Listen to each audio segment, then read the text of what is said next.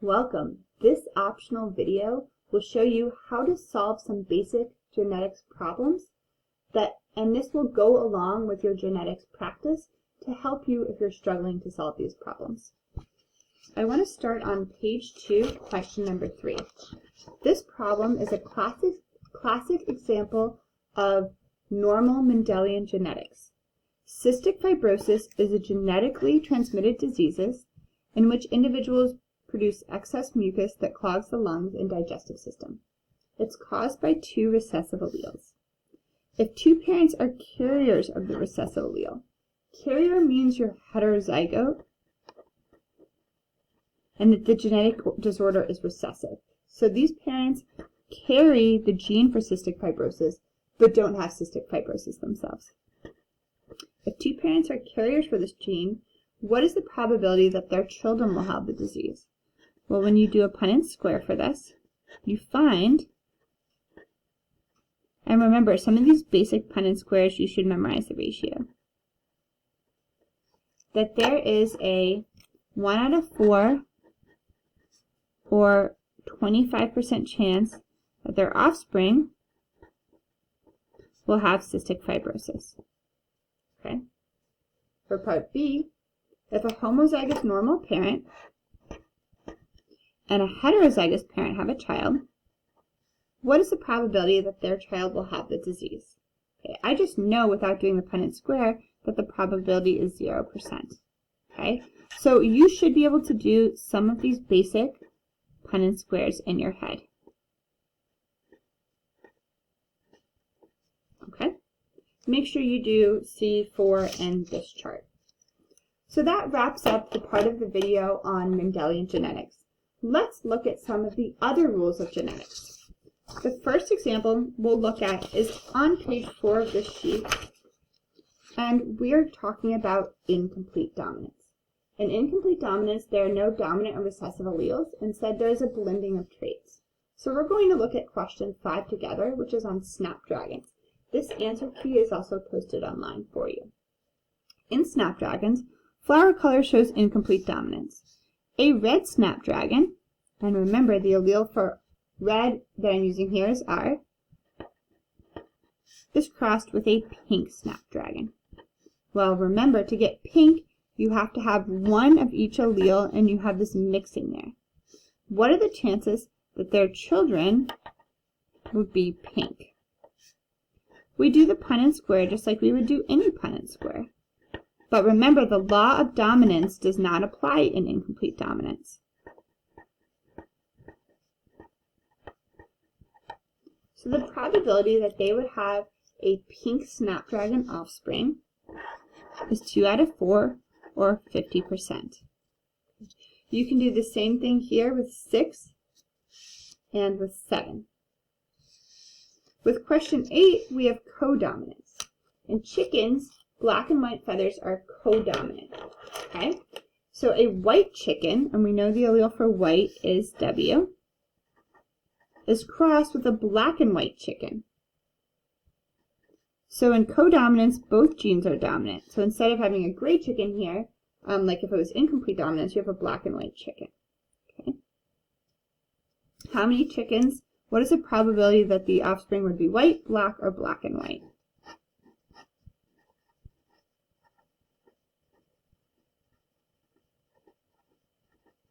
Well, 50% of the chickens, or 1 out of 2, would be white. None of the chickens would be black, and 50% of the chickens, or 1 out of 2, would be black and white. That gives you an example of codominance. The next type of non-Mendelian genetics we'll discuss is on the next page, multiple alleles and blood typing. Okay? So for blood typing, I've given you the phenotype, the physical appearance of the blood cell, and here's the genotype. Right? So the phenotype for people with type A blood is here's a red blood cell, and here's the A gene on the outside. The phenotype for somebody with type B blood, here's a red blood cell, and here's the B gene on the outside. The phenotype for somebody with type AB blood, they have both traits, so it's an example of codominance. And type O blood, they have no proteins on the outside.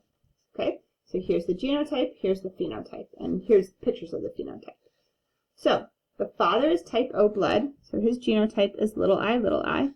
The mother is type O blood, so her genotype is little I. What's the probability of these? Well, you don't even really have to do a Punnett square. I can set it up for you. Their children, none of their children would have these genotypes, and 100% of their children would have type O blood. Okay. So the formatting got a little bit off here. 10 goes with this right here. So in question 10, the father is type A blood, and he's heterozygous. So that means he's got the IA gene for type A blood, and the little I gene for type O blood. But remember, A is dominant to him. The mother is type B blood, and she's heterozygous. So when we do this Punnett square, IAI, IBI, and we fill it out,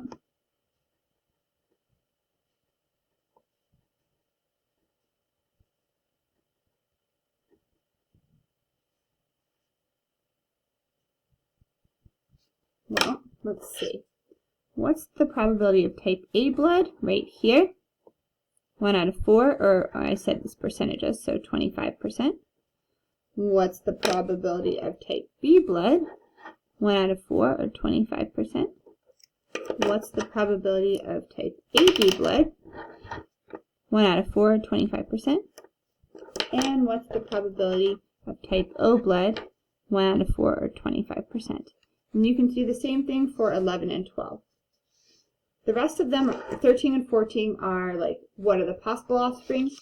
15, I'm going to help you get started. It's super hard. This is not blood typing, but this is another real example. In rabbits, there are 4 different color alleles. C is the wild color, CH is chinchilla, H is Himalayan, and A is albino. C is dominant over all the others. This one's dominant. CH and H are dominant only to A. And A is the one that's purely recessive. Okay, so a wild rabbit was crossed with an albino, and in the offspring a Himalayan occurred. How is that possible? Well, we know that the wild color is dominant to all the other colors. And we know the albino is recessive, so it has to be little a. How could we possibly then get a rabbit that is Himalayan? H, and then the little a would be from this parent. Well, this parent could be CH, because the C is dominant to the H. So this parent would be the wild color and would have this hidden Himalayan gene. This parent is recessive, so it has to be little a. If this was the genotype of this parent, and this was the genotype of this parent, this could be a potential offspring. Okay? Now, once we know the parents, they're asking us about probabilities. So we would have to make a Punnett square.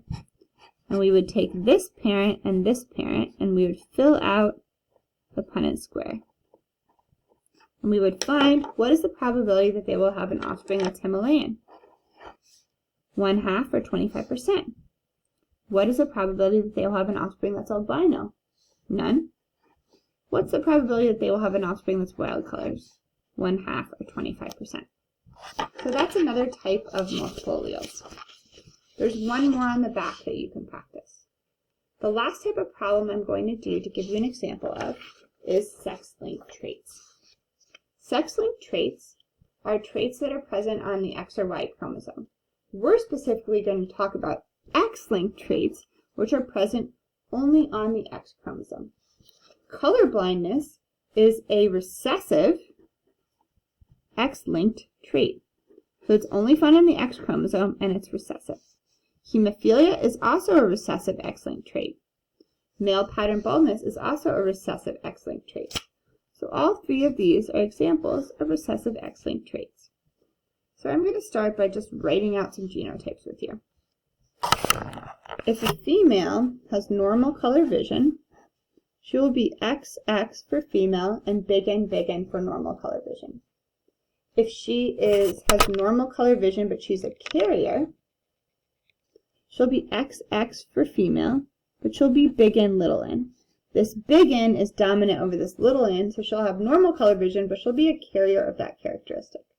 A colorblind female would have to be X little n, X little n. Males are XY, but they only get one copy of the trait because it's X-linked. It's on the X chromosome only. So a normal color vision male would have to be X big N Y. A colorblind male over here would have to be X little n Y. This follows for the other traits. A normal non-hemophiliac female would be XX for female, big N, because she doesn't have hemophilia. A bald male would be X little n Y. A normal not bald male would be X big N Y. A hemophiliac female would be X little n, X little n. I'm going to do problem 18 as well, just to get you started on that. In problem 18, a homozygous normal female marries a colorblind male. Okay, so if she's female and she's homozygous, that's her genotype. The male's colorblind, XY, little n, because he's colorblind. So you fill out the Punnett square. I didn't give myself enough room to work it out, so I'm just going to make myself a new Punnett square over here. Right? So this is the female. This is the male.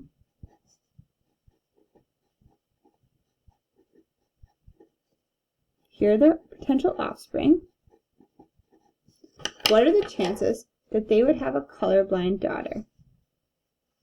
None of their daughters are colorblind. What are the chances that they would have a colorblind son? None of their sons are colorblind. What are the chances of them having a normal color vision daughter? 50%. What are the chances of them having a normal color vision son? 50%. And so on and so forth. So you do the same thing for B and C. The last thing I want to discuss is dihybrid crosses.